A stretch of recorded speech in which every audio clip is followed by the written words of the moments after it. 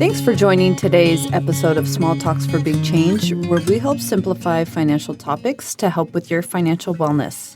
My name is Michelle Enriquez, Membership Development Manager here at Patelco Credit Union, and today we're chatting the return of student loan payments and the challenges the payments have had on the government and loan servicers, but also how much strain the return of payments are having on Americans' budgets. And in the studio, we're welcoming two veterans to the show today to unpack all of this. We've got Andrew Farrell, Patelco's Community Engagement Specialist, and Christy Longoria, Patelco's Financial Health Manager. Great to have you here, you guys. Thank you, Michelle. It's great to be here. Thanks, Michelle. So after more than 3 years of a pandemic pause on student loan payments, tens of millions of Americans will be required to make a payment on their federal student loans, and this is as of October.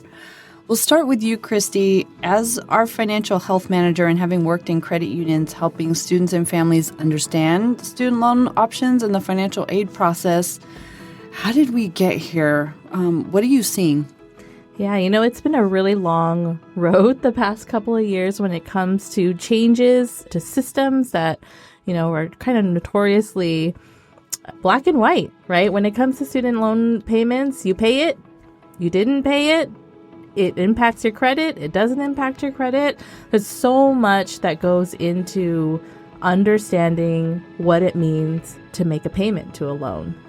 And when we think about how complicated loans are, right, from the financial institution perspective, we as credit union employees understand that lending money is a process. It takes a lot of judgment.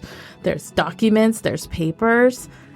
And one of the things that I think that has really shined through over the past couple of years is a lack of understanding when it comes to what our students are being asked to do, what their expectation is when it comes to paying a loan back, what it means to borrow, and how old they are when they're being asked to do these things. And this narrative that keeps popping up on every sort of media, social media, in the news, is a lack of empathy, a lack of understanding for what our students are going through. And I think we can talk all day long about, what a responsible borrower looks like, but do they look 17? Do they look 18? Should they know inherently what that responsibility looks like? And so much lack of empathy for the fact that our students, who were legitimately kids at that time borrowing these funds, we're holding them responsible for now as adults decisions that they made when they were, 17 years old. And literally 17 years old, I'm sitting in my senior, college readiness class, and I'm filling out these applications, and I don't really just click here and yes, and I agree to pay all of these things back.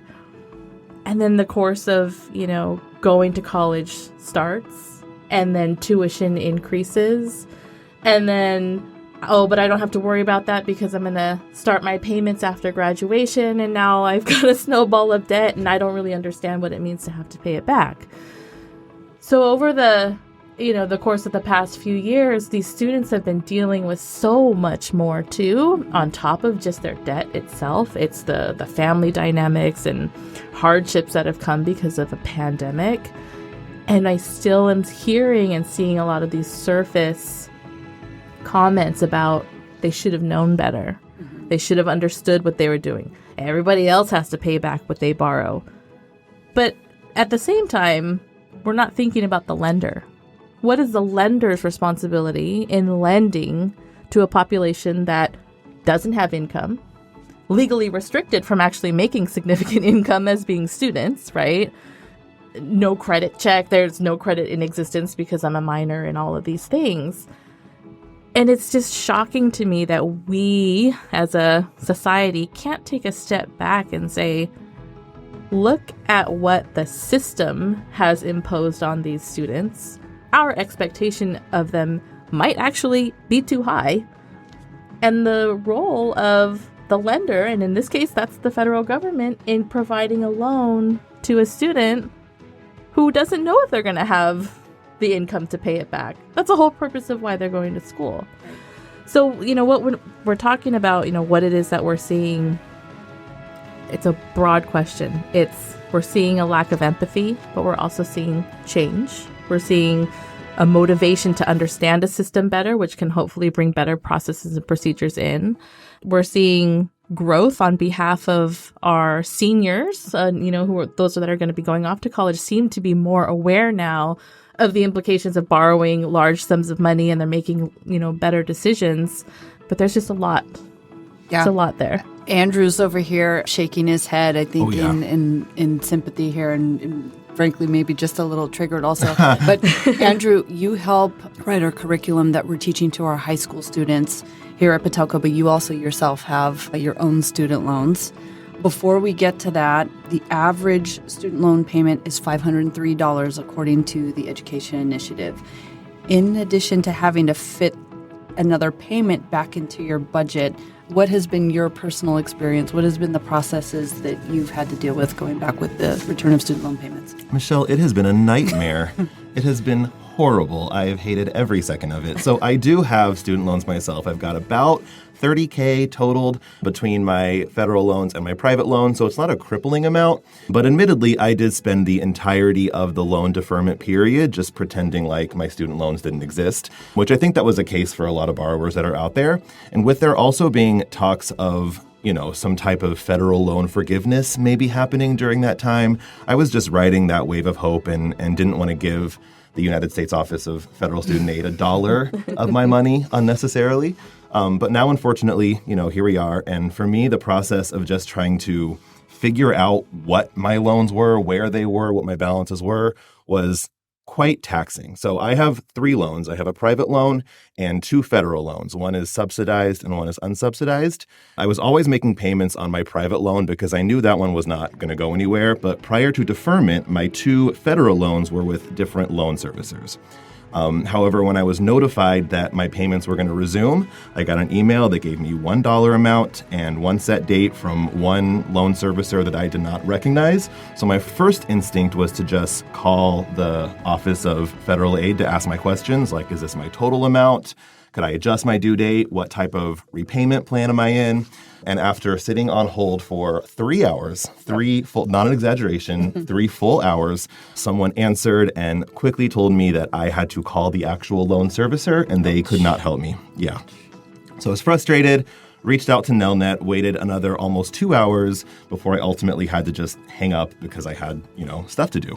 Went on their website, tried to log in to both studentaid.gov and Nelnet's website, and that was its own adventure in and of itself. I didn't know my passwords. There was like a PIN involved that I didn't remember setting. But once I got in, I attempted to review my overall plan information myself, but I still had a lot of questions.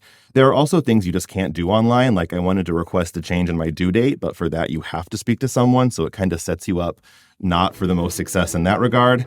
Wash that up to a dead end, and I figure right now I'm just going to pay this amount as I know it will at least keep me current. And then hopefully in a few months, once this return to student loan mania dies down a little bit, I can try calling again. I will say, though, that enrolling in autopay can be done online, and I would definitely recommend that to all borrowers if you're able to, since any federal student loan enrolled in autopay will give you a 0.25% rate reduction, which can be huge when you're trying to reintegrate a student loan payment back into your budget. The struggle that I have fitting this into my current budget is that the default due date they gave me is the first of the month. And I already have like 4 or 5 bills coming out that day. So having another large one being added is not the best, due date for me. So there are some supports available. Is changing your due date one of them? Changing your due date is something you can do. You have to call somebody. So if you have the patience of a saint, feel free to call and wait 3 hours and get that done with your loan servicer, though, not with studentaid.gov. I learned that lesson the hard way. But, enrolling in autopay will give you a 0.25% rate discount. You can also look into what kind of repayment plan you're in. If you change to like a graduated or an income-driven based repayment plan, you could probably save a little bit of money that way. And I would also say just using this reintegration of this payment back into your budget could just be a good opportunity to reassess your budget as a whole, see if there's some cuts that can be made to where you can fit this in a little bit more organically. I feel like a lot of times budgets get pretty set in stone and they don't become as flexible as they need to be. So just taking this as a moment to reassess everything could be better for just a holistic viewpoint of your financial health as well. So let's talk more about additional resources and other repayment plans. And there's a SAVE program that we'll talk about here in a second. But for borrowers, there won't be any borrowers reported to the credit bureaus for delinquencies until October of 2024. Interest on loans will continue to accrue during that time, however, right? But there's also temporary forbearance option that postpones payments but drives up interest costs. Most appealing and available to most is an income-driven repayment program, and this is SAVE. Can you tell us a little bit about that? Yes, so the SAVE program is an income-driven repayment program. It means your monthly payment is based on your income and your family size. There are a lot of caveats and specifics with the plan, but a general rule is that any individual earning less than around $32,000 a year will have $0 monthly payments. And that income number goes up depending on your family size. So for example, a family of 4 earning less than around $67,000 also has $0 monthly payments. And that is not a deferment or a forbearance. That is your actual monthly payment just set to $0. And even if you don't meet that exact requirement, let's say you make a little bit more, you'll still likely have much lower monthly payments compared to any other income-driven plan since your payments are based on a smaller portion of your adjusted gross income. And another cool thing about SAVE is that your loan balance will never grow due to unpaid interest. So typically when you pay a loan, your monthly payment covers interest first, and anything left over will then go to principal. On the SAVE plan, however, you may have a super low monthly payment that doesn't even cover your total interest, but as long as you actually make that minimum monthly payment, the government covers the rest of the unpaid interest for that month. Even if your monthly payment is actually at $0, government will subsidize your interest accrual entirely every month, so your principal balance may not go down, but at least it won't keep getting larger and larger due to interest on the loan compounding. Okay, great. Where can we find out more information about the SAVE program? I just went to studentaid.gov, and if you just type in SAVE in the search bar, it brings up the chart for what your dollar amount can be based on your family size and your income, and you actually can apply for this online as well. So you don't have to wait on hold forever. This can be done online. Okay, perfect. So that is any kind of payment adjustment support that you might need. But Christy, let's talk about student loan forgiveness for a second. Last year, you helped employees of our partner employers directly achieve over $150,000 in student loan forgiveness, which was incredible, right? So you're our go-to, you're our guru, and helping them navigate through the public service loan forgiveness program. This summer, we had some big news related to the forgiveness programs, right? The Biden administration continues to move forward with alternative federal student loan forgiveness plans after being struck down by the Supreme Court this summer. But they've unveiled a new proposal. And there's a lot of new news coming out, and it feels like it's coming out daily. What's your recommendation for borrowers to keep up with all the news and all the changes? Yeah, I think first and foremost, understand, and this is such an easy thing to say, not an easy thing to implement. It's to make sure that you are asking questions to the right folks, and also knowing when you might feel like your student loan payment is too much. If you feel like it is burdening you beyond your ability to provide for your basic care needs and all of those things, that in itself is a question. You shouldn't feel like that as a result of your federal student loans. And so if you are, it means connecting with whatever resources you can find available to you to ask, what can I do about my student loan payments? One of the biggest issues that we're seeing right now, too, is since the restart of paying back, folks saying that their monthly amount that's due is too high, or it's wrong, or I wasn't expecting to see it this way. You can request something called administrative forbearance, and it's something that will allow the servicers to get it together. Because right now it's overwhelming for everybody, for the buyers, or for those who are paying, for those that are trying to collect the payment. Like, it's just kind of an all-around mess right now. Everybody's kind of swimming with the sharks. The difference, though, is when you are the one who's on the hook for those funds, what the impact to you is a lot greater than my empathy is going to be for a large, federal loan servicer, right? But that is going to be crucial for many folks that are on SAVE plans, that have refinanced and consolidated and all of these things that have been happening over the past couple of years. And with this restart, things not going as planned, making sure that you are taking advantage of every opportunity that you can to know what it is your payment should be and pay that amount. When it comes to public service loan forgiveness program, notoriously really complicated program that has a lot of ifs, right? You can have your loan forgiven if you meet this criteria, and then the criteria is really not that clear, and then that applied in the past and now it doesn't anymore. So your best resource is going to be with studentaid.gov, going on and seeing what programs are current in place. When did you have to consolidate by? When did you have to do X, Y, and Z by? And making sure that if at any point you are unable to make that payment, the payment is impacting your quality of life. If it is, so burdensome that, you're having to resort to utilizing public benefits, make sure you ask somebody. Over lunch, we were talking about how Andrew's enrolled in the SAVE program. He went through that process, but he's also trying to work toward forgiveness through PSLF. Can you talk about whether or not you can be in those two programs simultaneously, how that works, and then a little bit about how the student loan pause affected PSLF?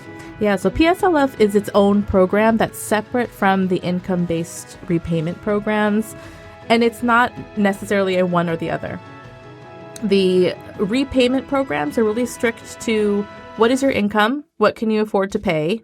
You have to do a certification every year that shows what your income is to make sure that, it's an appropriate balance between what your income is and what your payment is, and that can fluctuate over the course of your repayment. But PSLF is more about the institution that you are working for over the course of really your career. PSLF is geared towards those who are working for not-for-profit institutions, nonprofit institutions. Generally, you'll hear them referred to as 501c3s. But it's also not as easy as just working for a nonprofit. There's all kinds of ways that you can count your years. You have to have 120 payments over, the course of 10 years, but it doesn't have to be all in a row. It could be, maybe you started working at a nonprofit and then you moved to a corporate institution and then you went back to nonprofit. As long as over those periods of time, you can get a certification that says that you worked there and that you qualify, then add up all of those years over that time. And if you've made your 120 payments, and you can submit for forgiveness. And I think one of the huge benefits of the student loan pause, too, was that those months when you were not making payments over the pause count towards your PSLF payments. And that's not something that a lot of people know about. And so I would hate for somebody who maybe was on those last 2 years and thinking, oh, okay, well, at least I don't have to make a payment and now I've got 2 more years to make up for the pause. No, those non-payments were your payments, so they counted. You just made Andrew's day. Yeah, that's exactly what I thought. Year. Music to my ears.